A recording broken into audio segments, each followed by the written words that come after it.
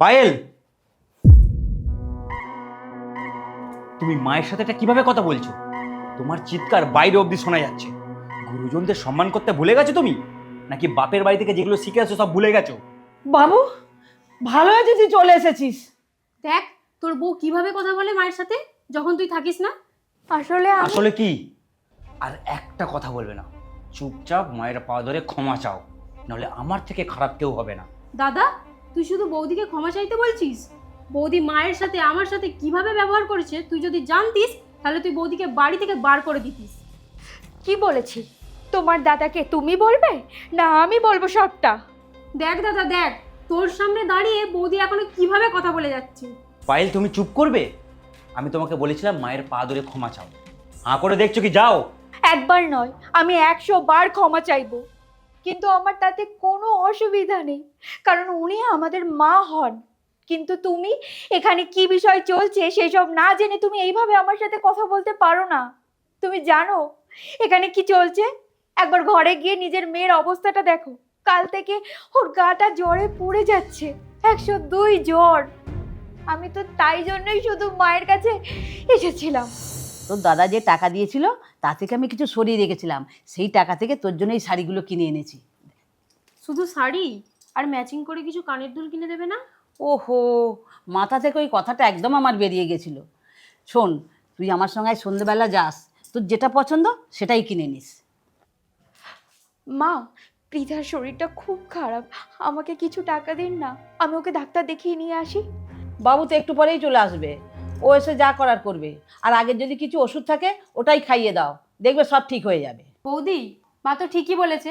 তুমি যদি এখনই ডাক্তারের কাছে যাও তাহলে 1000-2000 টাকা শুধু শুধু খরচা হয়ে যাবে, আর তার সাথে 4-5 রকমের ব্লাড টেস্টও করতে দেবে। না না, অত টাকা খরচা করা যাবে না। আগের যদি কিছু ওষুধ থাকে ওটাই খাইয়ে দাও, ওতেই সেরে যাবে। মা, আমি পবিত্রকে অনেকবার ফোন করেছি, ও ফোন ধরছে না। আর সকাল থেকে আমি কতক্ষণ ওয়েট করেছি, ও এখনো তো আসছে না। মনে হয় কাজে আটকে গেছে। আর আগের দেওয়া ওষুধও আমি খাইয়ে দেখিয়েছি, কিন্তু এখন ওর জ্বর কমছে না। একটা ডাক্তার দেখাতেই হবে। আপনি আমাকে কিছু টাকা দিন, আমি ওকে ডাক্তারটা দেখিয়ে নিয়ে আসি। এখানে কি টাকার গাছ আছে যে আমি পেড়ে পেড়ে এনে তোমার হাতে দেব? আরে বাবা, আমরাও তো ছেলেপুলে মানুষ করেছি নাকি? তখন তো সামান্য জ্বরের জন্য এত টাকা খরচা হয়নি। আর আমার ছেলে এই সংসারে একা ইনকাম করে, এই বাজে টাকা খরচা করার মতো টাকা আমার কাছে নেই। যাও তো এখান থেকে। বাজে খরচ? আমি তো আমার মেয়ের ডাক্তার দেখানোর জন্য আপনার কাছে টাকা চাইছি, আর আপনি এটাকে বাজে খরচ বলছেন? বৌদি, তুমি এটা কিভাবে মায়ের সাথে কথা বলছো? আমরা এতদিন কেউ মায়ের মুখের ওপরে কথা বলি না, আর তুমি?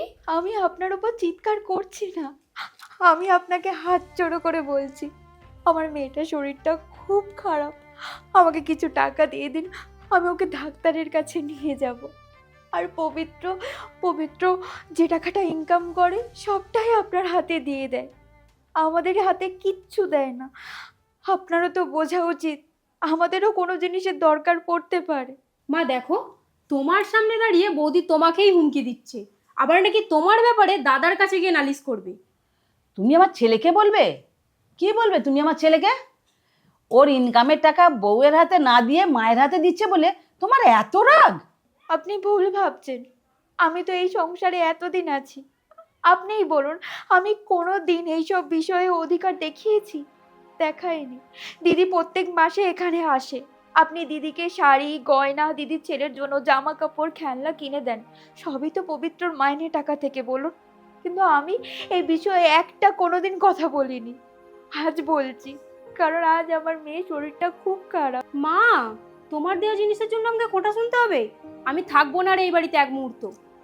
আমি তোমাকে খোটা দিচ্ছি না, আর না আমি তোমাকে হিংসে করি। এতদিন তো এই সংসারে আমার প্রতি অন্যায় হয়েছে, কিন্তু আমি কাউকে একটা কথা বলিনি, কিন্তু আজ আমার মেয়ের ওপর কথা উঠেছে, আমি আজ চুপ করে থাকবো না। মা, আপনি আমাকে টাকা দিন, টাকা দিন বলছি। কি হলো, দিন। পায়েল,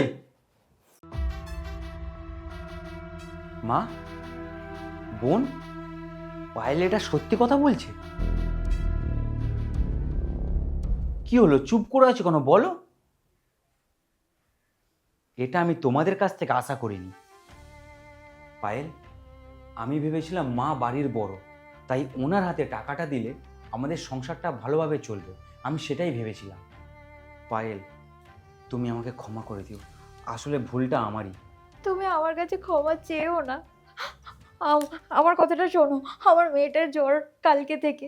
প্লিজ তুমি ওকে আগে দেখো, ওকে ডাক্তারের কাছে নিয়ে চলো। ওর কিছু হয়ে গেলে আমি আর বাঁচতে পারবো না। আর মা, তোমার সাথে আমি এসে কথা বলছি। আর বোন, আমি এসে এই বাড়িতে তোকে না যেন আর দেখতে পাই। চলো।